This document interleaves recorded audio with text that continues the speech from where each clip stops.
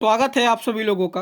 तो UP police के exam के लिए जो री एग्ज़ाम हो रहा है उसके जीके जीएस के पार्ट 1 में आज हम डिस्कस करेंगे यहाँ पे 50 क्वेश्चंस। आप लोगों को बता दें, जीके जीएस का स्ट्रेटजी वीडियो अपलोड कर रखा है, तो उसमें हमने सारा डिस्कस किया है कि आने वाले 3 पार्ट में हम जीके जीएस को कैसे कवर करेंगे जिससे आप मैक्सिमम स्कोर बूस्टअप कर सकें। ये 3 पार्ट देखने के बाद ये गारंटी के साथ मैं कह सकता हूँ कि आप 20+ स्कोर पेपर में आसानी के साथ करके आएंगे। तो चलिए ज़्यादा समय वेस्ट नहीं करते हैं, सीधा प्रश्न पे चलते हैं। पहला प्रश्न है हमारा, भारत के पूर्वी तट पर स्थित खारे पानी की सबसे बड़ी लैगून झील निम्नलिखित में से कौन सी है? तो इसका आंसर क्या होगा? तो इसका आंसर आपका होगा चिल्का लेक। चिल्का लेक ये कहाँ पे स्थित है? तो ये आपकी उड़ीसा में स्थित है चिल्का लेक। और ये पंचभद्र सॉल्ट लेक कहाँ पे है? तो पंचभद्र सॉल्ट लेक जो है आपकी ये राजस्थान में स्थित है। और राजस्थान में एक और लेक है, उसका नाम क्या है? तो उसका नाम है सांबर लेक। और लोनार क्रेटर झील ये आपकी महाराष्ट्र में है। कोलेरू झील ये आपकी कहाँ पे है? तो कोलेरू झील जो है आपकी वो है आंध्र प्रदेश में। कोलेरू झील आंध्र प्रदेश। अब चलिए देखते हैं कुछ इम्पोर्टेंट और झीलें। सबसे पहले आता है पुलिकट झील, दूसरा है आपका अष्टमुड़ी और बेम्बानद। अष्टमुड़ी और बेम्बानद। तो पुलिकट झील जो है वो आपकी तमिलनाडु और आंध्र प्रदेश के बॉर्डर पर है। अष्टमुड़ी और बेम्बानद झील जो कहाँ पे है?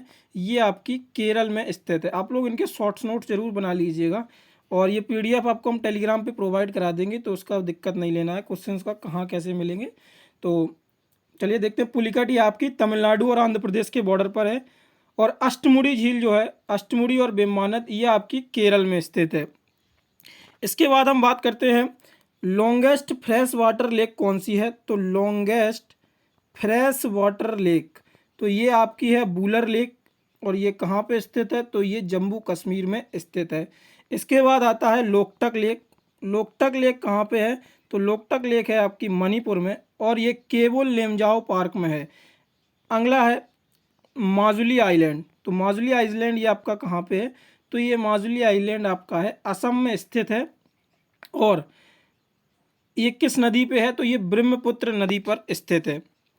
इसके बाद अगला भोजताल। भोजताल ये आपका कहाँ पे पड़ता है? तो भोजताल एमपी में पड़ता है।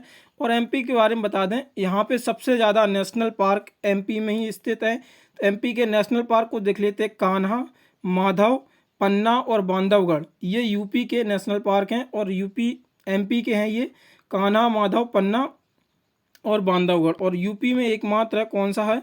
वो है दुधवा। तो ये थी इस प्रश्न से संबंधित जानकारी। अब देखते हैं अगला प्रश्न। अगला प्रश्न है श्वेत प्रकाश कितने रंगों का होता है? तो इसका राइट आंसर क्या होगा? तो इसका राइट आंसर होगा 7 रंग। तो श्वेत प्रकाश कितने रंगों का होता है? तो श्वेत प्रकाश ये बनता कैसे है? एक वाइट लाइट होती है, यहाँ पे आपको शो तो नहीं करेगी वो वाइट लाइट, पर चलिए हम कोशिश करते हैं। ये प्रिज्म हो गया और ये वाइट लाइट हो गया और यहाँ से ही 7 कलर का फॉर्मेशन होता है। कितने कलर का? 7 कलर का। तो 7 कलर का जो फॉर्मेशन होता है वो किस रूप में होता है?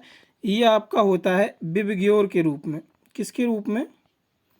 ये आपका विबग्योर के रूप में होता है। तो यहाँ से red, orange, yellow, green, blue, indigo, violet.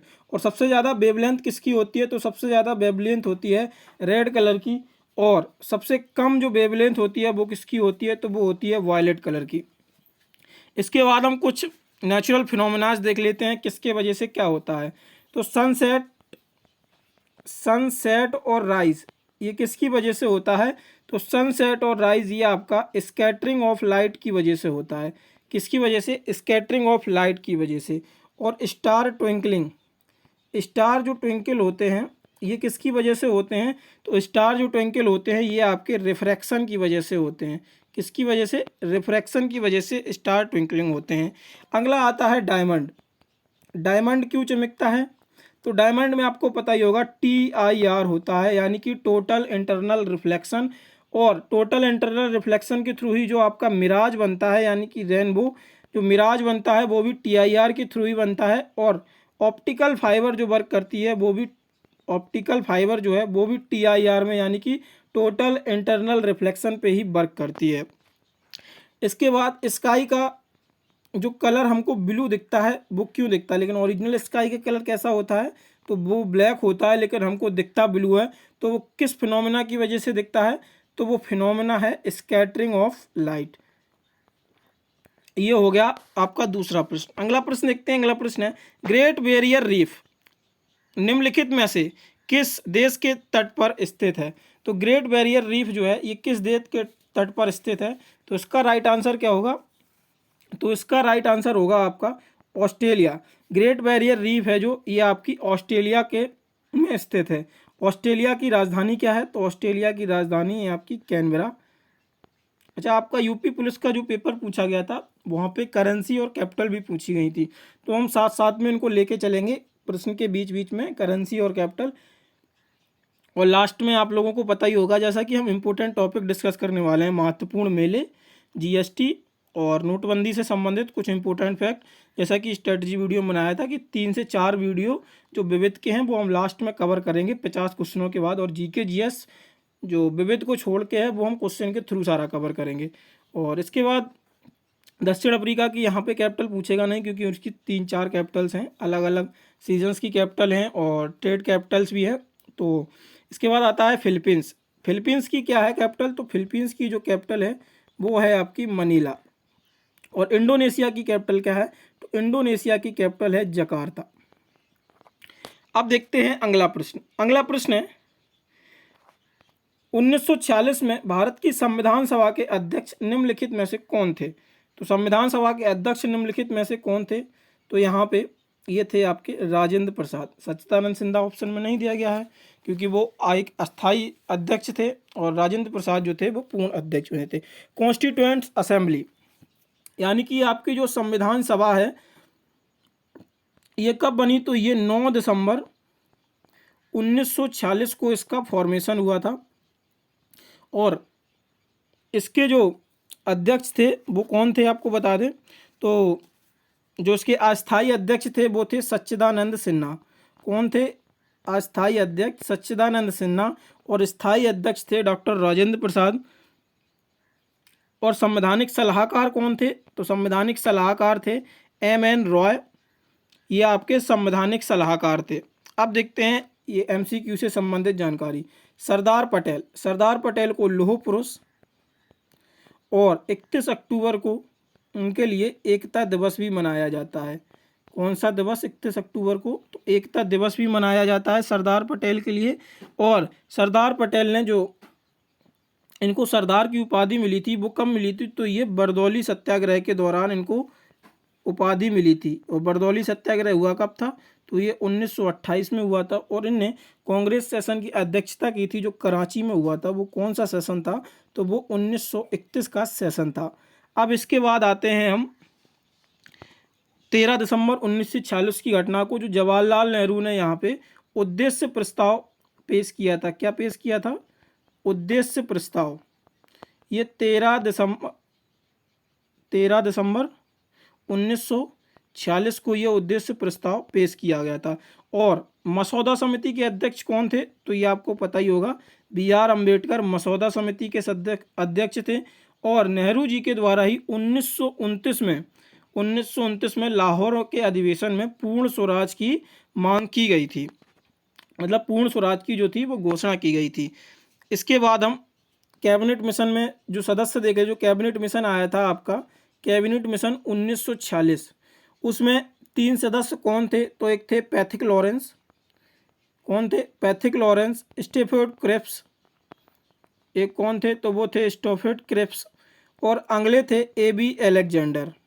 ये आपके 1940 के कैबिनेट मिशन में आए थे 3 लोग, पैथिक लॉरेंस, स्टैफोर्ड क्रिप्स और AB अलेक्जेंडर। अगला प्रश्न देखते हैं। अगला प्रश्न है प्रयाग प्रशस्ति की रचना निम्नलिखित में से किसके द्वारा संस्कृत में की गई थी। तो प्रयाग प्रशस्ति की रचना किसके द्वारा की गई थी, तो इसका राइट आंसर होगा आपका हरिसेन। हरिसेन के द्वारा ही प्रयाग प्रशस्ति की रचना की गई थी। हरिसेन जो कि समुद्रगुप्त का दरबारी था, दरबारी कवि था किसका, समुद्रगुप्त का। और समुद्रगुप्त को ही नेपोलियन ऑफ इंडिया कहते थे। और यहाँ पे एक नाम है आपका बाणभट्ट। तो बाणभट्ट ने कौन सी रचना लिखी है, तो बाण भट्ट ने लिखी है हरिश्चरित्र, हरिश्चरित्र और कादम्बरी, हरिश्चरित्र और कादम्बरी, ये आपकी बाण भट्ट की रचना थी। अगला प्रश्न देखते हैं। अगला प्रश्न है, अंगूर की खेती और उपज और कटाई से निम्नलिखित संबंधित किसे जाना जाता है? तो अंगूर की खेती को किस नाम से जाना जाता है? तो इसको विटीकल्चर के रूप में जाना जाता है अंगूर की खेत में। अब इंपॉर्टेंट देख लेते हैं फसल। तो पहला आता है हमारा सेरीकल्चर। पहला कौन सा आता है? सेरीकल्चर, जिसको हम सिल्क के रूप में जानते हैं, सेरीकल्चर। इसके बाद आता है हॉर्टिकल्चर। इसके बाद क्या आता है? हॉर्टिकल्चर। तो हॉर्टिकल्चर को हम गार्डनिंग के लिए जानते हैं। किसके लिए? हॉर्टिकल्चर को गार्डनिंग के लिए। और इसके बाद है फलों को उगाना। तो फलों को उगाना ये किस में आता है? फलों को उगाना ये आपका आता है पोमीकल्चर में। फलों को उगाना पोमीकल्चर में आता है। और पिसीकल्चर किस में आता है? तो पिसीकल्चर ये फिश से संबंधित है। और एपीकल्चर जो है, एपीकल्चर ये आप लोग लिखते जाइएगा जरूर इनको, ये इंपॉर्टेंट है। और एपीकल्चर क्या है? तो एपीकल्चर है ये बीज से संबंधित, यानी कि मधुमक्खी। अगला प्रश्न देखते हैं। अगला प्रश्न है, बेमडिला की पहाड़ियाँ बेल के कुबड़ की तरह दिखती हैं, निम्नलिखित में से ये किस राज्य में यह भारत की श्रृंखला के किस राज्य में स्थित है? मतलब जो बेलडिला की पहाड़ियाँ हैं ये भारत के किस राज्य में स्थित हैं? ये बैल के कुबड़ की तरह दिखती हैं। तो इसका राइट आंसर क्या होने वाला है? तो इसका राइट आंसर होने वाला है छत्तीसगढ़। छत्तीसगढ़ में है। और ये आपको बताते हैं कर्नाटक में ये ऑप्शन दिया गया है। तो ये कर्नाटक में एक बहुत इंपॉर्टेंट खदान है जो आपसे कभी कभी पेपर में पूछ ली जाती है। तो ये कौन सी है? तो ये है केंद्रेमुख। केंद्रेमुख, ये केंद्रेमुख की खदान है। अगला प्रश्न देखते हैं। अगला प्रश्न है, भारत और श्रीलंका भारत से किसके द्वारा निर्मित समुद्री एक संकीर्ण चैनल द्वारा अलग करता है? तो ये कौन सा है? तो ये पाक डब्लू मध्य है, यानी कि पाक स्ट्रेट है, जिससे भारत और श्रीलंका को अलग होते हैं मतलब। अगला प्रश्न है, सोनपुर पशु मेला हर साल भारत के निम्नलिखित में से किस जगह पे आयोजित होता है? तो सोनपुर पशु मेला जो है ये बिहार से संबंधित है, सोनपुर पशु मेला। और अब देखते हैं इंपॉर्टेंट मेले, जिसमें आता है आपका बटेश्वर मेला। बटेश्वर मेला ये कहाँ पे होता है? तो बटेश्वर मेला आगरा में आता है। माधवपुर मेला ये आपका गुजरात से संबंधित है। शाकंभरी देवी मेला ये आपका सहारनपुर से संबंधित है। यूपी स्पेशल भी साथ में लेके चलेंगे, ज़्यादा दिक्कत लेने की बात नहीं है। यूपी स्पेशल में जितना करा देंगे उससे आ जाएगा, उतना इनफ है यूपी स्पेशल के लिए, यूपी पुलिस से संबंधित। तो शाकंभरी देवी मेला ये कहाँ से संबंधित है? तो ये सहारनपुर। माधवपुर मेला गुजरात और बटेश्वर मेला आगरा। और ये सोनपुर पशु मेला जो है ये बिहार से संबंधित है। अगला प्रश्न देखते हैं। अगला प्रश्न है, विश्व पुस्तक दिवस प्रत्येक वर्ष निम्नलिखित में से किस दिन मनाया जाता है? तो विश्व पुस्तक दिवस जो है वो प्रत्येक वर्ष कब मनाया जाता है? तो इसका राइट आंसर क्या होगा? तो इसका राइट आंसर होगा आपका 23 अप्रैल। 23 अप्रैल को प्रतिवर्ष पुस्तक दिवस के रूप में मनाया जाता है। तो इसका राइट आंसर 23 अप्रैल। अब यहाँ पे देखते हैं इंपॉर्टेंट चीज, 7 अप्रैल को क्या मनाते हैं? तो 7 अप्रैल को मनाते हैं हेल्थ डे। 5 जून को इम्पोर्टेंट डे है ये, इसको हम मनाते हैं पर्यावरण दिवस। 5 जून को क्या मनाते हैं? पर्यावरण दिवस, यानी कि एनवायरनमेंट डे, ये पर्यावरण दिवस मनाते हैं। और एक इम्पोर्टेंट चीज़ देख लीजिए current affair point of view से, जो अभी पर्यावरण सूचकांक 2024 जारी किया गया है, उसमें भारत का रैंक कितना रहा है? तो उसमें भारत का रैंक 176वां रहा है 180 कंट्री में से। और पर्यावरण सूचकांक में टॉप किसने किया है? तो टॉप एस्टोनिया ने किया है। किसने? एस्टोनिया ने इसमें टॉप किया है। और भारत का रैंक कितना रहा है? तो ये भारत का 176वां रैंक रहा है। अब देखते हैं इंपॉर्टेंट डेज। और 21 जून, इसके बाद आता है 22 मार्च, 22 अप्रैल और 22 मई। ये आप लोगों को कमेंट बताना है हमको। 16 जनवरी को क्या मनाते हैं? तो 21 जून को हम मनाते हैं योगा डे। और इस बार का योगा डे बहुत इंपॉर्टेंट है, ये 10वां योगा डे मनाया गया था इस बार। और इस बार के योगा डे की थीम क्या थी? तो इस बार के योगा डे की थीम थी योगा फॉर सेल्फ और योगा फॉर सोसाइटी। और इस बार प्रधानमंत्री मोदी ने जो योगा था वो कहाँ पे मनाया था? तो ये श्रीनगर में इस बार इस कार्यक्रम को आयोजित किया गया था। 22 मई को क्या मनाते हैं? 22 मार्च को क्या मनाते हैं, तो 22 मार्च को वाटर डे मनाते हैं, और 22 अप्रैल को अर्थ डे मनाते हैं। 22 मई को हम मनाते हैं बायोडाइवर्सिटी डे, और 16 जनवरी को हम मनाते हैं विश्व स्टार्टअप डे। ये भारत में स्टार्टअप डे के रूप में मनाया जाता है 16 जनवरी को। इसके बाद अगला आता है 2 फरवरी। 2 फरवरी को क्या मनाते हैं, तो 2 फरवरी को हम मनाते हैं वेटलैंड डे, यानी कि विश्व आर्द्र भूमि दिवस। 9 जनवरी को हम मनाते हैं प्रवासी भारतीय दिवस। 1 मई, ये इंपॉर्टेंट डेज बता रहे हैं जो अक्सर पूछ लिए जाते हैं। 1 मई को हम मनाते हैं लेबर डे, और 28 फरवरी को हम मनाते हैं साइंस डे। अब देखते हैं एक इम्पोर्टेंट चीज़, यानी कि 24 जनवरी। 24 जनवरी को हम क्या मनाते हैं, तो 24 जनवरी को एक तो हम मनाते हैं राष्ट्रीय बालिका दिवस। राष्ट्रीय बालिका दिवस मनाते हैं 24 जनवरी को। और 24 जनवरी यूपी पुलिस के हिसाब से इम्पोर्टेंट इसलिए है क्योंकि 24 जनवरी को उत्तर प्रदेश का स्थापना दिवस मनाया जाता है, जिसको 2018 से मनाना शुरू किया गया था, उत्तर प्रदेश का स्थापना दिवस, यानी कि 24 जनवरी से। अगला प्रश्न देखते हैं। अगला प्रश्न है, निम्नलिखित में से किस राज्य के कुछ हिस्सों में 400 साल पहले नहर सिंचाई की एक स्थानीय प्रणाली विकसित हुई थी जिसे कुला कहा जाता है? तो इसका राइट आंसर क्या होगा, तो इसका राइट आंसर होगा हिमाचल प्रदेश। तो ये हिमाचल प्रदेश में ये सिंचाई योजना थी, विकसित हुई थी, जिसको हम कुल्हा के रूप में जानते थे। अगला प्रश्न देखते हैं। अगला प्रश्न है, भारत में जनगणना संगठन के लिए सर्वोच्च पदाधिकारी कौन होता है? तो जनगणना संगठन के लिए सर्वोच्च पदाधिकारी कौन होता है, तो ये आपका महारजिस्ट्रार और जनरल आयुक्त भारत, ये आपका सर्वोच्च अधिकारी होता है जनगणना के लिए। अच्छा, अब जनगणना से संबंधित कुछ इंपॉर्टेंट चीज़ें देखते हैं। पहला देखते हैं हम, सेंसस कराता कौन है? तो भारत की जनगणना कराता कौन है, तो ये आपका गृह मंत्रालय यानी कि होम मिनिस्ट्री कराता है। और होम मिनिस्ट्री आप लोग हम बताएंगे इस समय होम मिनिस्टर कौन है अभी वर्तमान समय में। और जनगणना ये हर 10 वर्ष में की जाती है। ये हो गया जनगणना संबंधित। और ये होम मिनिस्टर आपके कौन है वर्तमान समय में, तो ये आपके अमित शाह हैं।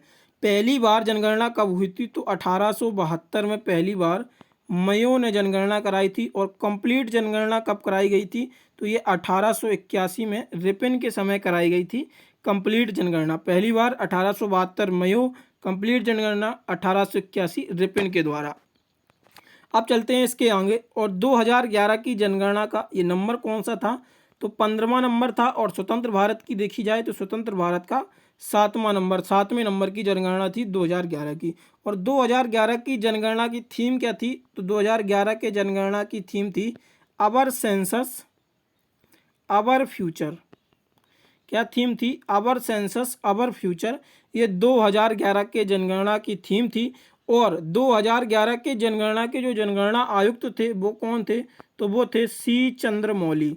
कौन थे, तो वो थे सी चंद्रमौली, 2011 की जनगणना के जनगणना आयुक्त थे।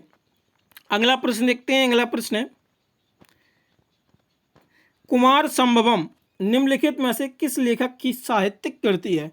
तो कुमार संभवम ये किसके द्वारा लिखी गई है, तो ये महाकवि कालिदास के द्वारा कुमार संभवम लिखी गई है। महाकवि कालिदास की और पुस्तकें देखते हैं। तो पहली पुस्तक इन्होंने जो लिखी है वो कौन सी है, तो वो है अभिज्ञान शकुंतलम। दूसरी है मालविका अग्निमित्रम। और तीसरी पुस्तक है इनकी मेघदूत। तीसरी पुस्तक कौन सी है, मेघदूत। तो कालिदास से आपको ये चारों पुस्तकें याद रखनी है, कुमार संभवम, अभिज्ञान शकुंतलम, मेघदूतम और मालविका अग्निमित्रम। ये कालिदास से आपको पुस्तकें याद रखनी है। अब हम बात करते हैं इंपॉर्टेंट पुस्तक एग्जाम पॉइंट ऑफ व्यू से जो बन सकती है। तो पहली हम देखते हैं, तो पहली कल्हड़ ने लिखी है, कौन सी, तो कल्हड़ के द्वारा लिखी गई है राजतरंगिणी। कल्हड़ के द्वारा कौन सी लिखी गई है, राजतरंगिणी। यहाँ पर राइटिंग आप मैनेज कर लीजिएगा, बस जो हम बोल रहे हैं आप उस पर ध्यान दीजिएगा। राइटिंग क्योंकि मोबाइल से वीडियो रिकॉर्ड हो रहा है तो इतना नहीं हो पाएगा, तो उसको प्लीज़ आप मैनेज कर लीजिए, बस कंटेंट पे आप लोग फोकस करिएगा। इसके बाद पाणिनि की बात करते हैं। पाणिनि, पाणिनि के द्वारा कौन सी पुस्तक लिखी गई है, तो इनके द्वारा अष्टाध्यायी, अष्टाध्यायी पुस्तक लिखी गई है पाणिनि के द्वारा। अकबरनामा किसके द्वारा लिखी गई है, अकबरनामा अकबरनामा किसके द्वारा लिखी गई है? तो ये है आपकी अबू फजल के द्वारा। अकबरनामा किसके द्वारा लिखी गई है? तो ये आपका अबू फजल के द्वारा अकबरनामा लिखी गई है। अगली पुस्तक आती है पंचतंत्र। पंचतंत्र किसके द्वारा लिखी गई है? तो ये विष्णु शर्मा के द्वारा पंचतंत्र लिखी गई है। गीत गोविंद, गीत गोविंद किसके द्वारा लिखी गई है? तो ये जयदेव के द्वारा गीत गोविंद लिखी गई है। और लास्ट इंपॉर्टेंट पुस्तक आती है इंडिका। इंडिका किसके द्वारा लिखी गई है? तो ये मेगास्थनीज के द्वारा इंडिका पुस्तक लिखी गई है। एक और यहाँ पे डिस्कस कर लेते हैं अर्थशास्त्र। तो अर्थशास्त्र किसके द्वारा लिखी गई है? तो ये कौटिल्य यानी कि चाणक्य के द्वारा पुस्तक लिखी गई है। और अर्थशास्त्र किससे संबंधित बुक है? तो ये राजनीतिक शास्त्र से संबंधित बुक है जो अर्थशास्त्र। और अर्थशास्त्र से कंफ्यूज नहीं होना, क्योंकि आप लोग इकोनॉमिक्स मार के आ जाते हैं उस बुक में, तो वहाँ पे आंसर गलत हो जाता है। जो कौटिल्य की अर्थशास्त्र बुक है वो राजनीति शास्त्र से संबंधित है। अगला प्रश्न देखते हैं। अगला प्रश्न है हमारा 14वां प्रश्न। नेशनल एल्यूमिनियम कंपनी लिमिटेड यानी कि नेल्को कंपनी का पंजीकृत कार्यालय निम्नलिखित में से किस स्थान पर है? तो इसका राइट आंसर होगा भुवनेश्वर, उड़ीसा में नेल्को का मुख्यालय है। अगला प्रश्न देखते हैं। अगला प्रश्न है विश्व स्वास्थ्य संगठन WHO का मुख्यालय निम्नलिखित में से किस स्थान पर है? तो WHO का जो मुख्यालय है वो किस स्थान पर है? तो वो जिनेवा, स्विट्जरलैंड में WHO का मुख्यालय है। अब ब्रुसेल्स बेल्जियम में किसका है? तो यहाँ पे ब्रुसेल्स बेल्जियम में जो मुख्यालय है वो नाटो का मुख्यालय है। पेरिस फ्रांस में किसका है? तो पेरिस फ्रांस में जो मुख्यालय है वो आपका यूनेस्को का मुख्यालय है। और यूनिसेफ का मुख्यालय कहाँ पे है आपका? यूनिसेफ, तो यूनिसेफ का जो मुख्यालय है वो आपका वो न्यूयॉर्क में स्थित है, यूनिसेफ का। इसके बाद हम बात करते हैं IOC के मुख्यालय की। IOC का मुख्यालय जो आपका है वो लुसाने, स्विट्जरलैंड में है। कहाँ पे? लुसाने, स्विट्जरलैंड में। और ICJ यानी कि इंटरनेशनल कोर्ट ऑफ जस्टिस का मुख्यालय कहाँ पे है? द हैग में। और ये द हैग पड़ता कहाँ पे है? तो ये नीदरलैंड में है, द हैग। अगला प्रश्न देखते हैं। इसके बाद अगला प्रश्न है हमारा किसी शहरी क्षेत्र में रहने वाली आनुपातिक जनसंख्या में वृद्धि को निम्नलिखित में से क्या कहा जाता है? तो इसका राइट आंसर क्या होगा? तो इसका राइट आंसर होगा शहरीकरण। किसी शहर में रहने वाली, क्षेत्रों में रहने वाली आनुपातिक जनसंख्या की वृद्धि में जो होती है। तो देखो प्रश्न आपका ये था, आपका किसी शहरी क्षेत्र में रहने वाली आनुपातिक जनसंख्या में जब वृद्धि की जाती है, जब वृद्धि होती है उसमें, तो उसको मेनली क्या कहते हैं? तो उसको हम शहरीकरण के रूप में जानते हैं। अगला प्रश्न है उत्तर प्रदेश में भदोई निम्नलिखित में से किस कला के लिए प्रसिद्ध है? तो उत्तर प्रदेश का जो भदोई है वो किस कला के लिए प्रसिद्ध है, इसमें आपको ये बताना है। तो उत्तर प्रदेश का जो भदोई है वो आपका कालीन के लिए प्रसिद्ध है। किसके लिए प्रसिद्ध है? कालीन बुनाई के लिए उत्तर प्रदेश का ये भदोई आपका प्रसिद्ध है। चिकनकारी का संबंध किससे है? तो चिकनकारी का संबंध जो है वो लखनऊ से है। और फिरोजाबाद का आपका गिलास वर्क यानी कि कांच की चूड़ियाँ और कांच के जितने भी वर्क होते हैं वो सारे फिरोजाबाद से संबंधित हैं। मेरठ में आपका स्पोर्ट्स से संबंधित है मेरठ। और औरैया किसके लिए फेमस है? तो औरैया आपका देसी घी के लिए औरैया फेमस है। अलीगढ़ के ताले फेमस है। क्या? अलीगढ़ के ताले। अगला प्रश्न देखते हैं। अगला प्रश्न है निम्नलिखित में से कौन सा उत्तर प्रदेश का एक राजकीय वृक्ष है? तो उत्तर प्रदेश का राजकीय वृक्ष कौन सा है? अशोक। उत्तर प्रदेश की सारी राजकीय चिन्ह डिस्कस करेंगे यहाँ पे। बर्ड कौन सी है? तो ये बर्ड है आपकी सारस। जानवर कौन सा है? तो ये आपका बारहसिंगा जानवर है। वृक्ष आपको बता ही दिया है, अशोक है। खेल कौन सा है? तो खेल है इसका ये हॉकी। इसके बाद फल कौन सा है? तो फल आता है उत्तर प्रदेश का आम।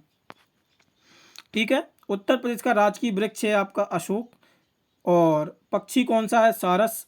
जानवर कौन सा है? बारहसिंगा। और खेल कौन सा है? हॉकी। और राष्ट्रीय फल उत्तर प्रदेश का राजकीय फल कौन सा है? तो वो आम है। और मछली मोए या चीतल है। राजकीय मछली उत्तर प्रदेश की कौन सी है? तो मोए या चीतल जो है वो राजकीय मछली है। अगला प्रश्न देखते हैं। अगला प्रश्न है, सुरहा ताल प्रसिद्ध अभयारण्य जिसमें साइबेरिया और अन्य ठंडे क्षेत्रों के कई प्रवासी पक्षी भी आते हैं, उत्तर प्रदेश के निम्नलिखित में से किस जिले में स्थित है? तो इसका राइट आंसर क्या होगा? तो इसका राइट आंसर आपका होगा बलिया। सुरहा ताल जो है वो आपका बलिया में स्थित है।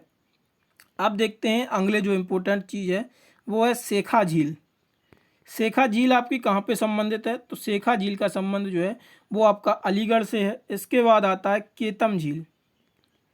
केतम झील आपकी ये कहाँ पे है? तो केतम झील ये है आपकी आगरा से। शेखा झील अलीगढ़, केतम झील आगरा और सुरहा ताल बलिया। अगला प्रश्न देखते हैं। अगला प्रश्न है, निम्नलिखित में से कौन सा एक सोशल मीडिया प्लेटफॉर्म पेशेवर नेटवर्किंग और नौकरी तलाशने के लिए उपयुक्त है? तो इसका राइट आंसर क्या होगा? तो नौकरी तलाशने के लिए जो उपयुक्त है, तो इसका राइट आंसर आपका होगा लिंक्डइन। लिंक्डइन है तो इस पर नौकरी तलाशने के लिए यह आपका प्रसिद्ध नेटवर्किंग साइट है। इसके बाद हम बात करते हैं फेसबुक। तो फेसबुक का जो नया नाम है वो क्या रखा गया है? तो फेसबुक का जो नया नाम है वो आपका मेटा 2004। कब आया ये फेसबुक का नया नाम? मेटा 2004। इसके बाद गूगल की स्थापना कब हुई थी? तो गूगल की स्थापना जो है आपकी वो 1998 में की गई थी। अगला आता है इंस्टा। इंस्टा तो ये आपका 2010 में इंस्टा की स्थापना की गई थी। ट्विटर, ट्विटर का जो नया नाम क्या, ट्विटर का जो नया नाम है वो क्या रखा गया है? तो ट्विटर का जो नया नाम है वो एक्स रखा गया है। और ट्विटर की स्थापना कब की गई थी? तो इसकी स्थापना जो थी वो 2006 में ट्विटर की स्थापना की गई थी। अगला है यूट्यूब आपका। यूट्यूब को देखते हैं। यूट्यूब की स्थापना कब हुई थी? तो यूट्यूब की स्थापना जो है वो 2005 में की गई थी। और इसके बाद आता है स्काइप। स्काइप की स्थापना कब की गई थी? तो वो 2003। ये सारे सोशल मीडिया प्लेटफॉर्म मैंने करा दिए हैं। ये आपके पिछली बार पूछे भी गए थे। लिंक्डइन है, स्नैपचैट है और इंस्टाग्राम, फेसबुक, ये सारे सोशल मीडिया प्लेटफॉर्म जो भी आपके एक्सपेक्टेड बन सकते थे तो वो यहाँ पे मैंने कंप्लीट करा दिए हैं। अब देखते हैं अगला प्रश्न। अगला प्रश्न है, मथुरा निम्नलिखित में से किसकी जन्मस्थली है जिसे ब्रजभूमि के नाम से भी जाना जाता है? तो मथुरा का संबंध किससे है? तो ये भगवान कृष्ण का मथुरा से संबंध है। तो ये भगवान कृष्ण की जो है जन्मस्थली है जिसको हम ब्रजभूमि के नाम से जानते हैं। अगला प्रश्न देखते हैं। अगला प्रश्न है, अकबर का मकबरा निम्नलिखित में से किस स्थान पर स्थित है? तो ये सिकंदरा में अकबर का मकबरा स्थित है। अगला प्रश्न है 23 नंबर प्रश्न, निम्नलिखित में से उत्तर प्रदेश का कौन सा प्रसिद्ध लोक नृत्य धान और मक्के की खेती के दौरान किया जाता है? तो धान और मक्के की खेती के दौरान ये नृत्य किया जाता है। तो इसका नाम क्या है? तो इसका नाम है हुरका बोल। अगला प्रश्न है, बनारस हिंदू विश्वविद्यालय की स्थापना पंडित मदन मोहन मालवीय ने निम्नलिखित में से किसके सहयोग से की थी? तो ये एनी बेसेंट के सहयोग से मदन मोहन मालवीय ने बनारस हिंदू विश्वविद्यालय की स्थापना की थी। एनी बेसेंट जो है आपकी वो पहली महिला अध्यक्ष थी आईएनसी की, यानी कि इंडियन नेशनल कांग्रेस की पहली महिला अध्यक्ष थी। और इंडियन नेशनल कांग्रेस की स्थापना किसने की थी? तो इंडियन नेशनल कांग्रेस की जो स्थापना है वो आपकी एओ ह्यूम के द्वारा की गई थी। किसके द्वारा? एओ ह्यूम के द्वारा। और 1916 में, अब हम यहाँ पे इम्पोर्टेंट वो लीग देख लेते हैं जो बन सकती हैं आपकी। 1916 में किसकी होम रूल लीग की स्थापना की गई थी? एचआरएल की स्थापना की गई थी। किसकी स्थापना की गई थी? तो 1916 में आपकी एचआरएल यानी कि होम रूल लीग की स्थापना की गई थी। वो किसके द्वारा की गई थी? वो आपकी बीजी तिलक के द्वारा होम रूल लीग की स्थापना की गई थी। आर्य समाज की स्थापना कब की गई थी? तो आर्य समाज की स्थापना जो थी वो 1875 में दयानंद सरस्वती के द्वारा की गई थी। और दयानंद सरस्वती ने एक बुक लिखी थी, उसका नाम क्या था? तो उसका नाम था सत्यार्थ प्रकाश। और दयानंद सरस्वती ने एक नारा भी दिया था आपका, वेदों की ओर लौटो। तो ये थी आपकी दयानंद सरस्वती से संबंधित जानकारी। अगला देखते हैं। अगला प्रश्न है आपका, यूपीएसएसएफ का पूरा नाम बताइए। तो Uttar Pradesh special security force जो है वो यूपीएसएसएफ का नाम है और ये 2020 में बनाई गई थी, यूपीएसएसएफ। अगला प्रश्न देखते हैं। अगला प्रश्न है, निवेश मित्र मोबाइल एप्लीकेशन भारत के निम्नलिखित में से किस एक राज्य की पहल है? तो इसका राइट आंसर क्या होगा? उत्तर प्रदेश। करंट अफेयर में आप लोगों को एक हम टिप देते हैं यहाँ पे, ये तो इसको तुक्का टिप समझ लीजिए या समझिए कुछ भी बोल रहा है फालतू का, लेकिन ये 100% श्योर और सटीक बैठेगा अगर नहीं आता है करंट अफेयर में आपको। बाकी मैंने करंट अफेयर का बता रखा है कहाँ से आपको करंट अफेयर कवर करनी है। बाई चांस अगर फंसता है, कोई भी ऐप या पोर्टल पूछा जाए तो किस राज्य के द्वारा जारी किया गया है, अगर आपको समझ में नहीं आ रहा है कौन सा है, तो अगर उत्तर प्रदेश उसमें ऑप्शन है तो एक बार वो आप मार दीजिएगा, गारंटी है 99.1% करेक्ट बैठेगा। 99%, 0.99% हो सकता है गलत हो जाए, लेकिन 99% चांस है कि वो आंसर आपका सही जाएगा। याद रखना ये चीज़ कि जिससे 2 नंबर मिल जाएंगे। अगला प्रश्न है आपका, विमुद्रीकरण को निम्नलिखित में से किस नाम से जाना जाता है? तो विमुद्रीकरण को हम नोटबंदी के नाम से भी जानते हैं। ये नोटबंदी जो आपकी हुई थी ये 8 अगस्त 2016 को की गई थी और इसका हम लास्ट में सारा कवर करने वाले हैं, क्योंकि मैंने बताया था जो विविध के टॉपिक हैं वो हम लास्ट में ही कवर करेंगे, क्वेश्चन के बीच में उनको डिस्कस नहीं करेंगे। अगला प्रश्न देखते हैं। अगला प्रश्न है हमारा 28 नंबर का प्रश्न है, तो उत्तर प्रदेश राजस्व संहिता 2006 के अनुसार एक अवधि या पट्टे में वचनबद्ध या अनुदान के तहत धारित भूमि खंड को निम्नलिखित में से क्या कहा जाता है? तो इसको घिरती कहा जाता है। घिरती को हम इंग्लिश में क्या बोलते हैं? तो इसको होल्डिंग्स बोलते हैं, इसको होल्डिंग्स बोलते हैं। अगला प्रश्न है सॉरी, ईमेल में भरोसेमंद स्रोत बनाकर दुर्भावनापूर्ण कारणों के लिए संवेदनशील जानकारी जैसे user name, password, credit card का विवरण आदि प्राप्त करने को क्या कहा जाता है? तो इसको फिशिंग कहा जाता है। ये प्रश्न आपका मतलब चारों शिफ्टों में छाया रहा, 4 में से लगभग मुझे एक्सप्रोक्स इतना पता तो नहीं है, लेकिन 3 शिफ्ट में लमसम पूछा गया और ये 2018 में भी पूछा गया था। तो जिन लोगों ने प्रीवियस ईयर जो बोलते हैं ना कि प्रीवियस ईयर से कुछ नहीं होता है, तो उन लोगों को बता दें प्रीवियस ईयर ही पेपर का मोस्ट एक्सपेक्टेड डिसाइड कर देता है कि पेपर आगे कैसा रहने वाला है।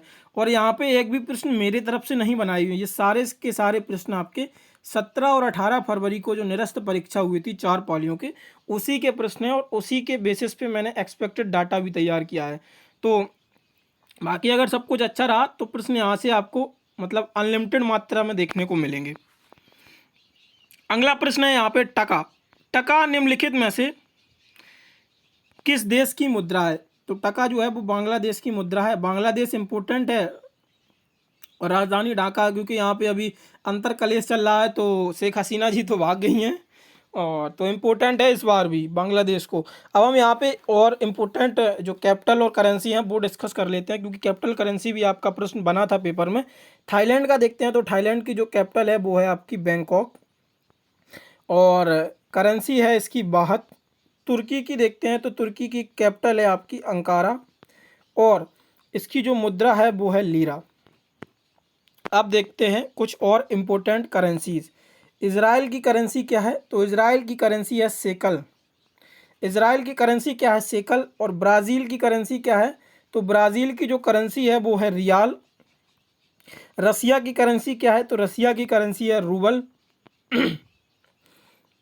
इसके बाद अगला नाम आता है जापान का। तो जापान की करेंसी क्या है? तो जापान की करेंसी है येन। अगला है चाइना।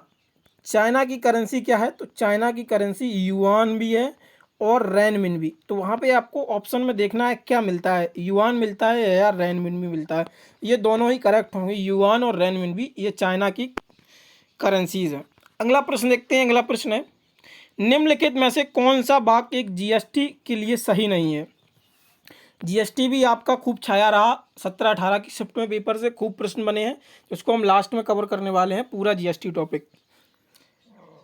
तो यहाँ पे हमें बताना है कि 4 ऑप्शन में से कौन सा सही नहीं है। जीएसटी एकल प्रशासन के तहत पूरे देश में एक सामान्य कानून की प्रक्रिया है। जीएसटी इनपुट टैक्स, क्रेडिट या मूल्य के घटाव के लाभ के साथ एक ही दर पर वस्तुओं और सेवाओं को दोनों पर एक व्यापक उगाही वसूली है। जीएसटी एक गंतव्य आधारित कर है और वस्तुओं और सेवाओं पर कई प्रकार के कर लगाए जाते हैं। तो हमें इनमें से बताना है कौन सा सही नहीं है। तो इसका राइट आंसर जो होगा वो आपका होगा ऑप्शन नंबर बी, ये आपका सही नहीं है, क्योंकि और बाकी के जो आपके 3 ऑप्शन हैं ए, सी और डी, जीएसटी एकल प्रशासन के तहत पूरे देश में एक सामान्य कानून प्रक्रिया है, ये भी सही है आपका। जीएसटी एक गंतव्य आधारित कर है, ये भी आपका सही है। और वस्तु और सेवाओं कर पर कई प्रकार के कर लगाए जाते हैं, तो ये भी सही है, क्योंकि आपके जो टैक्स स्लैब हैं वो अलग अलग स्लैब्स में बांटे गया है उनको। अगला प्रश्न है हमारा 32वां प्रश्न है, निम्नलिखित में से कौन सा बंदरगाह कच्छ गुजरात में स्थित है। तो कच्छ गुजरात में कौन सा बंदरगाह स्थित है, तो ये कांडला बंदरगाह स्थित है, जिसको अब हम दीनदयाल बंदरगाह के नाम से जानते हैं। इसके बाद आते हैं हम जवाहरलाल नेहरू बंदरगाह, यानी कि JNBT, इसको नावा शोभा के नाम से भी जानते हैं। ये कहाँ पे आपका स्थित है, तो ये आपका महाराष्ट्र में स्थित है। और महाराष्ट्र में एक और बंदरगाह है, वो है आपका मुंबई। बंदरगाह प्रमुख भारत में कितने हैं, तो 13 बंदरगाह हैं, बाकी छोटे बड़े भी और 200 बंदरगाह हैं, लेकिन प्रमुख जो बंदरगाह हैं वो आपके 13 हैं। तो जवाहरलाल नेहरू JNPT यानी कि नावा शोभा, और ये महाराष्ट्र में स्थित है, और मुंबई बंदरगाह भी महाराष्ट्र में स्थित है। इसके बाद आता है गोवा का, तो गोवा में कौन सा स्थित है, तो गोवा का जो है वो है मुर्मुगांव। पारादीप कहाँ का है, तो ये आपका पारादीप है उड़ीसा का। केरल में कौन सा है, तो केरल में है आपका कोच्चि बंदरगाह। केरल में क्या है, कोच्चि बंदरगाह, और कोच्चि बंदरगाह को ही अरेबियन सी का क्वीन भी कहा जाता है, क्वीन ऑफ अरेबियन सी कोच्चि बंदरगाह को कहते हैं। आंध्र प्रदेश, आंध्र प्रदेश में ये सबसे ज़्यादा है, एक तो चेन्नई आता है और इन्नौर आता है। चेन्नई के बाद कौन सा आता है, इन्नौर और तूतीकोरन। इन्नौर और तूतीकोरन, इन्नौर जो है वो प्राइवेट पोर्ट है, और ये एकमात्र प्राइवेट पोर्ट है आपका आंध्र प्रदेश का। आंध्र प्रदेश मतलब इंडिया का ये एकमात्र ही ऐसा पोर्ट है जो प्राइवेट पोर्ट है, वो है इन्नौर, जो कि आंध्र प्रदेश में स्थित है। और इसके बाद 2 पोर्ट और डिस्कस कर लेते हैं। एक तो आपका हो गया तमिलनाडु का बचा है, तमिलनाडु का कौन सा है, विशाखापट्टनम, जो कि डीपेस्ट है। और JNPT के बारे में एक चीज़ आपको बताना भूल गया मैं, JNPT जो है वो लार्जेस्ट कंटेनर पोर्ट भी बना है, और पोर्ट्स एंड शिप रिपोर्ट्स आई थी ना, उसमें भी ये लार्जेस्ट कंटेनर पोर्ट बन के हो। सबसे बड़ा कौन सा है, तो वो मुंबई पोर्ट था।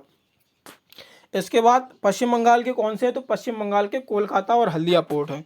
अगला प्रश्न देखते हैं। अगला प्रश्न है, हाल ही में श्री अमित शाह ने निम्नलिखित में से किस स्थान पर national cooperative dairy federation of India NCDFI का मुख्यालय की आधारशिला रखी है। ये आपको डेयरी से ये आनंदा में कंफ्यूज नहीं होना है। तो इसकी जो स्थापना की गई थी ये आपकी कहाँ पे की गई थी, तो ये आपका होगा, यहाँ पे ये ऑप्शन गलत डल गया है। तो जो NCDFI है, यानी कि national corporation of dairy federation, इसकी जो आधारशिला रखी गई वो कहाँ पे रखी गई, तो ये अहमदाबाद में इसकी आधारशिला रखी गई थी। कहाँ पे, अहमदाबाद में, अमित शाह के द्वारा। अगला प्रश्न देखते हैं। अगला प्रश्न है हमारा 34वां प्रश्न है, निम्नलिखित में से कौन सा पुरस्कार सरकारी और दुग्ध उत्पादन कंपनियों को बढ़ावा और प्रतिस्पर्धा भावना पैदा करने के लिए प्रेरित करता है। तो ये राष्ट्रीय गोपाल रत्न पुरस्कार है, ये जो राष्ट्रीय डेयरी के लिए दुग्ध उत्पादन और प्रोत्साहन के लिए दिया जाता है। कौन सा पुरस्कार है, तो ये आपका है राष्ट्रीय गोपाल रत्न पुरस्कार। अगला प्रश्न देखते हैं। अगला प्रश्न है हमारा, केंद्रीय मंत्रिमंडल ने हाल ही में भारत और निम्नलिखित में से किस देश के बीच प्रवसान और गतिशील समझौते को मंजूरी दी है। तो अब हमें जाना है, तो इस समय मोदी जी जा भी कहाँ रहे हैं, तो सबसे ज़्यादा मोदी जी इस समय इटली जा रहे हैं। तो ये समझौता किसके साथ हुआ है, तो ये इटली के साथ समझौता हुआ है। अगला प्रश्न है हमारा, हाल ही में भारतीय नौसेना का फास्ट अटैक क्राफ्ट INS कावरा निम्नलिखित में से किस स्थान पर पहुंचा है। तो INS कावरा ये किस स्थान पर पहुंचा है, ये तो कोलंबो के श्रीलंका में ये स्पॉट किया गया था INS कोबरा, जो कि भारतीय नौसेना का एक क्राफ्ट ये फास्ट अटैक क्राफ्ट है ये। अगला प्रश्न है, निम्नलिखित में से कौन खुदाई खिदमतगार के संस्थापक हैं। तो खुदाई खिदमतगार के जो संस्थापक हैं वो आपके हैं खान अब्दुल गफ्फार खान। अगला प्रश्न देखते हैं। अगला प्रश्न है, निम्नलिखित में से किसने हाल ही में कोच्चि लक्षद्वीप समूह में सबमरीन ऑप्टिकल फाइबर KLI सोफिक का उद्घाटन किया है? तो ये कोची सबमरीन में ऑप्टिकल फाइबर का उद्घाटन किया गया है। तो ये नरेंद्र मोदी ने किया है लक्षद्वीप में। और मैंने अभी आपको ऑप्टिकल फाइबर का वर्क बताया था। ऑप्टिकल फाइबर किस पे वर्क करती है? तो ये TIR पे वर्क करती है, यानी कि टोटल इंटरनल रिफ्लेक्शन पे ऑप्टिकल फाइबर वर्क करती है। अगला प्रश्न देखते हैं। अगला प्रश्न है, निम्नलिखित में से किसमें लैक्टिक एसिड होता है? तो लैक्टिक एसिड मतलब जितने भी लैक्टिक से संबंधित वर्ड होते हैं वो सारे मिल्क प्रोडक्ट में ही देखने को मिलेंगे आपको। तो लैक्टिक एसिड जो होता है वो दही में होता है। और एसिड्स ये भी आपको 17-18 तारीख की हर शिफ्ट में ये प्रश्न छाया रहा। जो इम्पोर्टेंट बन जाते हैं तो हम इम्पोर्टेंट देख लेते हैं। पहला हम देखते हैं स्पिनिच। स्पिनिच यानी कि पालक। पालक में कौन सा एसिड होता है? तो ये ऑक्जेलिक एसिड होता है पालक में। और टोमेटो में भी ऑक्जेलिक एसिड होता है। इसके बाद आता है विनेगर। विनेगर में कौन सा एसिड होता है? तो विनेगर में जो होता है वो एसिटिक एसिड होता है। इसके बाद टैमरिंड और ग्रेप्स आता है। कौन सा? टैमरिंड और ग्रेप्स। तो इसमें कौन सा एसिड होता है? तो इसमें होता है टैट्रिक एसिड, टैमरिंड और ग्रेप्स में। अगला आता है आपका आंट। तो आंट में कौन सा होता है? तो आंट में ये आपका फॉर्मिक एसिड होता है। इसके बाद एप्पल और बनाना। तो इसमें कौन सा एसिड होता है? तो एप्पल और बनाना में आपका मैलिक एसिड होता है। अगला प्रश्न देखते हैं। अगला प्रश्न है, गोदान निम्नलिखित में से किस प्रसिद्ध लेखक का उपन्यास है? तो गोदान ये किस प्रसिद्ध लेखक का उपन्यास है? तो इसका राइट आंसर होगा मुंशी प्रेमचंद। तो मुंशी प्रेमचंद का ये फेमस उपन्यास है गोदान। और इनके दो फेमस और देख लेते हैं। एक तो है निर्मला, दूसरा है कफन और गबन। निर्मला, कफन, गबन और गोदान ये मुंशी प्रेमचंद जी से संबंधित हैं। अगला प्रश्न देखते हैं। अगला प्रश्न है, निम्नलिखित में से कौन सा भारत का सर्वोच्च नागरिकता पुरस्कार है? तो भारत का सर्वोच्च नागरिकता पुरस्कार कौन सा है? तो ये आपका भारत रत्न पुरस्कार है, जो सर्वोच्च नागरिकता पुरस्कार है। और पहली बार ये 1954 में दिया गया था। कौन सा? भारत रत्न पुरस्कार है जो ये पहली बार कब दिया गया था? तो 1954 में दिया गया था। भारत, अब हम सिक्वेंस देख लें। तो पहले नंबर पर आता है आपका भारत रत्न। दूसरे नंबर पर क्या आता है? तो दूसरे नंबर पर आता है पद्म विभूषण। तीसरे नंबर पर आता है पद्म भूषण। और पद्मश्री ये आपका चौथे नंबर पर आता है। तो ये आपका सर्वोच्च पुरस्कार का जो सीक्वेंस है वो है। और भारत रत्न आपका जो है वो 1954 में दिया गया था पहली बार। अगला प्रश्न देखते हैं। अगला प्रश्न, निम्नलिखित में से किस दिन को भारत में संविधान दिवस के रूप में मनाया जाता है? तो 26 नवंबर को संविधान दिवस के रूप में मनाया जाता है। और 25 दिसंबर को किस रूप में मनाया जाता है? तो 25 दिसंबर को सुशासन के रूप में मनाया जाता है। 25 दिसंबर को सुशासन दिवस के रूप में मनाया जाता है। अगला प्रश्न देख लेते हैं। अगला प्रश्न है आपका, साइबर क्राइम की शिकायत दर्ज करने के लिए हेल्पलाइन नंबर क्या है? तो साइबर क्राइम की जो शिकायत दर्ज की जाती है उसका हेल्पलाइन नंबर है 1930। हेल्पलाइन नंबर भी आपके 17-18 प्रश्न में खूब पूछे गए थे। चारों शिफ्ट में एक एक हेल्पलाइन नंबर पूछने को मिला, देखने को मिला था। और ये यहाँ पे इम्पोर्टेंट हो जाते हैं हेल्पलाइन नंबर। तो पहला हम देख लेते हैं child helpline number. Child helpline number है जो आपका 1098 है। पुलिस का हेल्पलाइन नंबर क्या है? तो ये 100 और 112 है पुलिस का हेल्पलाइन। फायर ब्रिगेड का कौन सा नंबर है? तो फायर ब्रिगेड का आपका 101 है। और एम्बुलेंस का कौन सा नंबर है? तो एम्बुलेंस का 108 नंबर है। और एक और इम्पोर्टेंट आ जाता है जो है आपका वुमेन हेल्पलाइन नंबर। तो वुमेन हेल्पलाइन नंबर कौन सा है? तो ये आपका 1090 है, वुमेन्स हेल्पलाइन नंबर। अगला प्रश्न है आपका, गुड़ी पड़वा निम्नलिखित में से किस राज्य का बसंत त्यौहार है? तो गुड़ी पड़वा किस राज्य का बसंत त्यौहार है? तो ये आपका महाराष्ट्र का जो है ये बसंत त्यौहार है गुड़ी पड़वा। अब कुछ इंपॉर्टेंट त्यौहार देख लेते हैं। तो केरल में हम मनाते हैं क्या? ओणम। केरल में क्या मनाया जाता है? ओणम। तमिलनाडु में क्या मनाया जाता है? तो तमिलनाडु में पोंगल मनाया जाता है। और तमिलनाडु में एक और मनाया जाता है पुंथड़ू। पुंथड़ू जो है वो तमिलनाडु में मनाया जाता है। पोंगल और पुंथड़ू तमिलनाडु में मनाया जाता है। बिहू कहाँ पे मनाया जाता है? तो बिहू जो है वो असम में मनाया जाता है। और असम से संबंधित एक और मेला है अम्बुबाची मेला, ये भी इम्पोर्टेंट है।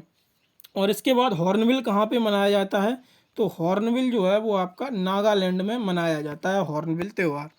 अगला प्रश्न देखते हैं। अगला प्रश्न है, 10 की जनगणना कराने की निम्नलिखित में से किसकी जिम्मेदारी होती है?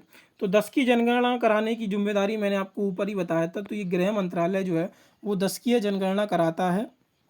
आप लोगों को एक इम्पोर्टेंट और बता देते हैं यूपी से रिलेटेड जनगणना के बारे में। यूपी की जो ओवरऑल लिंग अनुपात है वो कितना है? वो 912 है। और शिशुओं का जो लिंग अनुपात है वो कितना है? वो है 902। डाटा इंपॉर्टेंट है, याद रखिएगा। अगला प्रश्न देखते हैं। अगला प्रश्न है, राष्ट्रीय मानवाधिकार आयोग का मुख्यालय निम्नलिखित में से कहाँ पे स्थित है? तो नेशनल ह्यूमन राइट कमीशन का मुख्यालय कहाँ पे स्थित है? तो ये नई दिल्ली में नेशनल ह्यूमन राइट कमीशन का मुख्यालय स्थित है। तो राष्ट्रीय मानवाधिकार आयोग, इसकी स्थापना कब हुई थी? तो ये NHRC एक्ट 1993 में आया था। और एक और इम्पोर्टेंट कमीशन आ जाता है, वो कौन सा है? तो नेशनल कमीशन फॉर वुमेन्स। ये एक्ट आया था 1990 में। और इसकी स्थापना कब की गई थी? तो इसकी स्थापना जो थी 1992 में की गई थी। अगला प्रश्न देखते हैं। अगला प्रश्न है हमारा, भारत का सबसे बड़ा अंतर्विभागीय अभिसरण ऑपरेशन कायाकल्प निम्नलिखित में से किस राज्य सरकार की द्वारा शुरू किया गया था? अब देखो, अगर मान लीजिए आप वास्तविक पेपर में बैठे होते और आपको ये करंट अफेयर पता नहीं था, तो मैंने ऊपर आपको क्या बताया था, अगर उत्तर प्रदेश ऑप्शन में है तो एक बार आप मार दीजिएगा, गारंटी है कि 99% सही बैठेगा। तो इसका जो सबसे बड़ा अंतर्विभागीय अभिसरण कार्यक्रम चलाया गया था, ऑपरेशन कायाकल्प, ये उत्तर प्रदेश से ही आपका संबंधित था। अगला प्रश्न देखते हैं। अगला प्रश्न है, उत्तर प्रदेश पुलिस की टैगलाइन क्या है? तो सुरक्षा आपकी संकल्प हमारा, ये उत्तर प्रदेश पुलिस की टैगलाइन है। इसके बाद 49वां प्रश्न आता है। 49वां प्रश्न है, आर्यभट्ट प्रक्षेपण विज्ञान अनुसंधान संस्थान उत्तराखंड राज्य के निम्नलिखित में से किस जिले में स्थित है? तो इसका राइट आंसर क्या होगा? तो इसका राइट आंसर होगा आपका नैनीताल। इसके बाद आपका आता है 50वां प्रश्न। 50वां प्रश्न क्या है? G20 का पूर्ण रूप क्या है? तो G20 का जो पूर्ण रूप है वो ग्रुप ऑफ 20 है। और आप लोगों को एक प्रश्न हमें बताना है कमेंट बॉक्स में कि जो 2023 का G20 है वो कहाँ पे आयोजित हो रहा है। तो G20 की जो थीम थी वो क्या थी? जो G20 2023 था उसका मोटो क्या था? तो वो था वासुदेव कुटुंबकम। क्या था? वासुदेव कुटुंबकम। ये 2023 की G20 की थीम थी। और 2023 के G20 के सिरप्पा कौन थे? तो वो थे अमिताभ कांत। अब तो आप लोगों को यहाँ से ध्यान आ रहा होगा G20 2023 कहाँ पे हुआ था। तो G20 2023 है जो इसका आयोजन कहाँ पे हुआ था? तो ये भारत में इसका आयोजन किया गया था G20 2023। G20 पहले ये 19 कंट्री और एक यूरोपियन यूनियन करता था, लेकिन भारत की अध्यक्षता में अफ्रीकन यूनियन को भी शामिल कर लिया गया है। तो G20 में अब 19 कंट्री, एक यूरोपियन यूनियन और एक अफ्रीकन यूनियन अब शामिल हो गए हैं। और 2024 की अध्यक्षता G20 की कौन कर रहा है? तो G20 2024 की अध्यक्षता जो है वो ब्राज़ील कर रहा है, 2024 की अध्यक्षता। अब चलते हैं, ये आपको आंसर शीट जो दी गई है ये आपको मिल जाएगी, हमारे टेलीग्राम चैनल पे प्रोवाइड करा दी जाएगी। बाकी अब हम देखते हैं यहाँ पे कुछ इंपॉर्टेंट चीज़ें जो आपके एग्ज़ाम पर्सपेक्टिव से इम्पोर्टेंट बन सकती हैं। तो चलिए शुरू करते हैं। तो सबसे पहले हम मेले देख लेंगे और इसके बाद फिर हम GST कवर करेंगे उसमें। तो सबसे पहले मेला देखते हैं। तो मेला आपका आता है बटेश्वर मेला। बटेश्वर मेला ये आपका कहाँ से संबंधित है? तो बटेश्वर मेला आपका आगरा से संबंधित है। इसके बाद आता है देवा शरीफ मेला। कौन सा? देवा शरीफ मेला। ये आपका कहाँ से संबंधित है? तो देवा शरीफ मेला जो है वो आपका बाराबंकी से संबंधित है। और शंकिशा मेला, कौन सा? शंकिशा मेला, ये आपका कहाँ से संबंधित है? तो ये आपका फर्रुखाबाद से शंकिशा मेला संबंधित है। इसके बाद आता है नौचंदी मेला। नौचंदी मेला तो ये आपका मेरठ में आयोजन किया जाता है, नौचंदी मेला। और नौचंदी मेला को एक और अलग तरीके से पूछा जाता है, हिंदू मुस्लिम एकता की मिसाल के लिए मेले का आयोजन, तो वो नौचंदी मेले को ही हिंदू मुस्लिम एकता की मिसाल के रूप में मनाया जाता है, नौचंदी मेले को। इसके बाद आते हैं प्रमुख उद्योग हमने ऊपर भी कवर किए थे और आने वाले वीडियो में हम आपको जो भी इंपॉर्टेंट यूपी स्पेशल के उद्योग बन सकते हैं वो सारे हम कवर करा देंगे क्वेश्चनों के थ्रू। 3 पार्ट करेंगे, जिसका पहला पार्ट आज ही हम कंप्लीट करने वाले हैं। दूसरा पार्ट मोस्ट एक्सपेक्टेड आपको कल इवनिंग या परसों तक मिल जाएगा। और ये मतलब 16 तारीख तक हम ये तीनों पार्ट की सीरीज़ आपको फ्री कर देंगे, जिससे आप उसका एक बार अच्छे से 2 से 3 बार रिवीजन कर लीजिएगा। गारंटी है श्योर शॉर्ट पेपर में यहीं से प्रश्न देखने को मिलेंगे। 20+25 स्कोर आप आराम से करके आएंगे जीएस में, जो एक अच्छा और इनफ स्कोर होगा आपको पोजीशन दिलाने के लिए यूपी पुलिस में। अब हम देख लेते हैं प्रमुख उद्योग, तो जो है वो आपका सहारनपुर। सहारनपुर ये आपका कहाँ पे है? सहारनपुर का उद्योग जो है वो संबंधित है कागज़ से। इसके बाद आता है मुरादाबाद।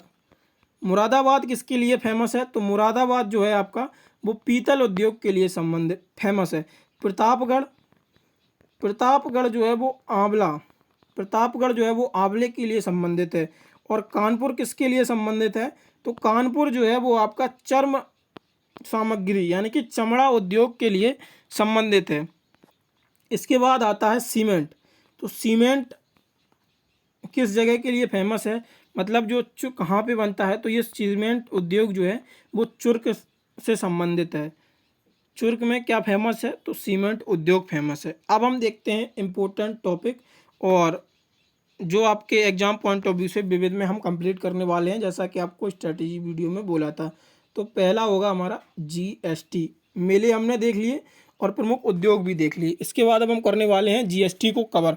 जीएसटी पूरा यहीं पे कवर करा देंगे, मुश्किल से 5-6 मिनट लगेगा। तो जीएसटी देखते हैं। तो जीएसटी ये कब लागू हुआ था आपका? तो 1 जुलाई 2017 को जीएसटी आपका लागू किया गया था। और जीएसटी किस थीम पे लागू किया गया था? तो जीएसटी की जो थीम थी वो थी वन नेशन वन टैक्स। ये आपकी जीएसटी की थीम थी, वन नेशन वन टैक्स। और भारत का जो मॉडल है वो कौन सा है जीएसटी का? तो जीएसटी का जो भारत का मॉडल है वो कनाडा का मॉडल है। और जीएसटी सबसे पहले लागू कहाँ हुआ था? तो जीएसटी सबसे पहले जो लागू हुआ था वो आपका फ्रांस में लागू हुआ था सबसे पहले। जीएसटी ये कहाँ पे लागू हुआ था सबसे पहले? तो ये आपका फ्रांस में लागू हुआ था जीएसटी। अब हम पहले यहाँ पे जीएसटी का सारा फंक्शनल देख लेते हैं। तो जीएसटी ये कौन सा विधेयक था? तो जीएसटी ये 122वां विधेयक था। कौन सा? ये 122वां जीएसटी का विधेयक था। और संविधान संशोधन कौन सा था? तो 101वां ये संविधान संशोधन था। अब देखते हैं और इम्पोर्टेंट डिटेल। जीएसटी जो है ये बिल राज्यसभा में कब लाया गया था? मतलब राज्यसभा से कब पास हुआ था? तो 3 अगस्त 2016 को ये राज्यसभा से पास हुआ था। और लोकसभा से, तो ये लोकसभा से 8 अगस्त 2016 को ये लोकसभा से पास हुआ था। और राष्ट्रपति की मंजूरी कब मिली थी? तो ये 8 सितंबर को इसको राष्ट्रपति की मंजूरी दे दी गई थी। अब आते हैं यहाँ पे कुछ जीएसटी से संबंधित राज्यों में क्या कैसे कब लागू हुआ था। तो जीएसटी जो है, जीएसटी काउंसिल जो है वो 12 सितंबर 2016 को इसका गठन किया गया था, जीएसटी काउंसिल। और इसमें सदस्यों की संख्या है जो वो 33 होती है। इसमें 31 सदस्य जो होते हैं वो राज्य से होते हैं, और 2 सदस्य जो होते हैं वो केंद्र सरकार से होते हैं। और इसका अध्यक्ष कौन होता है? तो इसका जो अध्यक्ष होता है वो वित्त मंत्री। वित्त मंत्री जो है आपका जीएसटी का अध्यक्ष होता है। कौन? वित्त मंत्री। और इसके पहले अध्यक्ष कौन थे जीएसटी के? तो वो आपके थे अरुण जेटली। ये पहले अध्यक्ष थे आपके अरुण जेटली। इसके बाद इनका निधन हो गया, तो फिर निर्मला सीतारमण जी को वित्त मंत्री बनाया गया। और वर्तमान समय में निर्मला सीतारमण जी ही वित्त मंत्री है। और जीएसटी को हम एक और रूप में जानते हैं, किसके? डेस्टिनेशन टैक्स के रूप में। डेस्टिनेशन टैक्स के रूप में भी जीएसटी को जाना जाता है। जीएसटी लागू करने वाला पहला राज्य कौन सा बना था? तो जीएसटी लागू करने वाला पहला राज्य जो था वो आपका असम बना था। और दूसरा राज्य आपका बना था बिहार। और अंतिम में जीएसटी किस राज्य ने लागू किया था? तो सबसे लास्ट में जम्मू एंड कश्मीर में जीएसटी को लागू किया गया था। जीएसटी का आर्टिकल आप लोग भी याद रख लीजिएगा, इम्पोर्टेंट है, ऊपर मैंने नहीं बताया था उसको। जीएसटी का जो अनुच्छेद है वो कौन सा है? तो जीएसटी का जो अनुच्छेद है वो 279A है। ये जीएसटी का अनुच्छेद है। अब देखते हैं हम जीएसटी की टैक्स स्लैब। टैक्स स्लैब भी इम्पोर्टेंट है। टैक्स स्लैब पूछा जाता है कौन सी टैक्स स्लैब नहीं है, या मतलब कौन सी हाईएस्ट टैक्स स्लैब है। तो टोटल टैक्स स्लैब जो है वो आपकी 5 टैक्स स्लैब होती हैं। एक है 0%, 5%, 12%, 18% और 28%।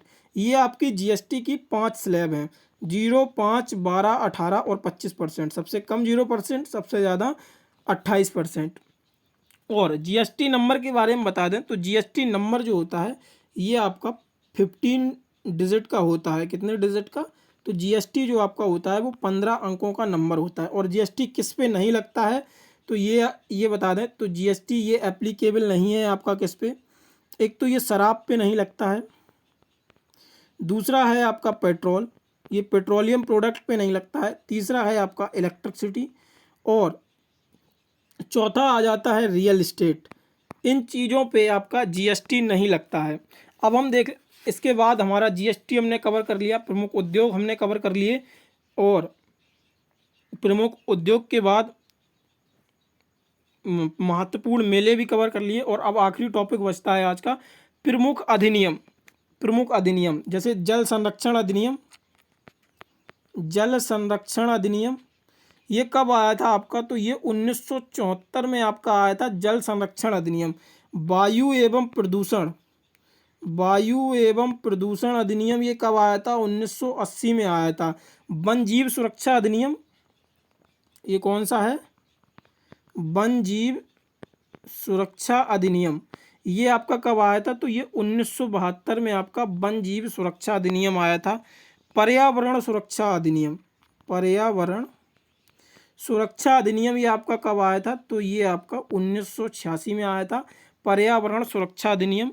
जैव विविधता अधिनियम, जैव विविधता अधिनियम तो ये आपका 2002 में आया था। और जैव विविधता दिवस कब मनाते हैं मैंने आपको इसी वीडियो में बताया है। तो जैव विविधता दिवस जो है वो 2 फरवरी को मनाते हैं, जैव विविधता दिवस। ये मैंने आपका सारा कवर करा दिया है जो आपका इम्पोर्टेंट था, जो मैंने टॉपिक बताए थे आप लोगों को। विविध में जीएसटी हमने कवर कर लिया, महत्वपूर्ण अधिनियम कवर कर लिए, और प्रमुख मेले प्रमुख उद्योग हमने कवर कर लिए। तो विविध में हमने आज 4 टॉपिक कवर किए हैं। बाकी के जो 2 पार्ट होंगे अभी उनमें भी विविध के लास्ट में हम टॉपिक कवर किया करेंगे डेली। तो आज के वीडियो में बस इतना ही। अगर आप लोगों को वीडियो अच्छी लगी हो तो वीडियो को एक लाइक, और नीचे कमेंट बॉक्स में आप अपना हमें सजेशन ज़रूर बताएं, जिससे कि हम और इम्प्लीमेंट कर सकें और आपका स्कोर बूस्टअप कर सकें। और जो भी टॉपिक में आपको जीएस में परेशानी आ रही हो वो टॉपिक आप लोग हमें कमेंट बॉक्स में ज़रूर बताएं, जिसके हम एक शॉर्ट वीडियो बना के आप लोगों को उस टॉपिक को कंप्लीट करा दें और उसमें मैक्सिमम आउटपुट निकाल सकें उस टॉपिक से। और आप लोगों को पीडीएफ का बता दें, पीडीएफ हमारे टेलीग्राम चैनल पर आप लोगों को मिल जाएगा, जिसका लिंक आप लोगों को डिस्क्रिप्शन में मिल जाएगा। और अगर आप लोग इन वीडियो आप लोगों ने देख लेंगे तो इसके बाद आप लोग अगर इन प्रश्नों का ऑनलाइन टेस्ट भी देना चाहते हैं तो हमारी वेबसाइट पे इन प्रश्नों का एज इट इज़ प्रश्न उसमें होंगे, और जो डिटेल हमने बताई है उससे भी रिलेटेड उसमें प्रश्न ऐड किए गए हैं।